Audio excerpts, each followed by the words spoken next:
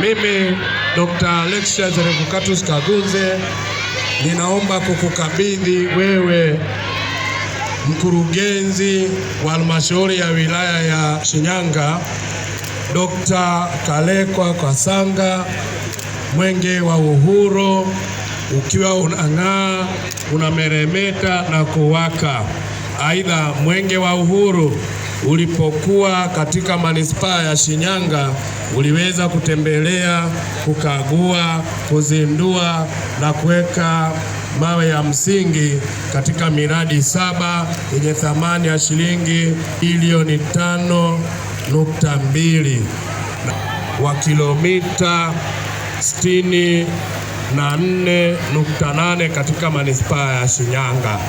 Kasanga, mkurugenzi wa halmashauri ya wilaya ya Shinyanga, nakiri kupokea mwenge wa uhuru leo tarehe 20 mwezi wa 8 mwaka 2026 kutoka kwa mkurugenzi wa halmashauri ya manispaa ya Shinyanga, Daktari Mwalimu Alexius Revocatus Kagunze, ukiwa unang'aa, unameremeta na unawaka. Aidha, nakiri kuwapokea wakimbiza mwenge wa uhuru kitaifa 6 wakiongozwa na ndugu Wazo Michael Mwang'onda wakiwa na afya njema.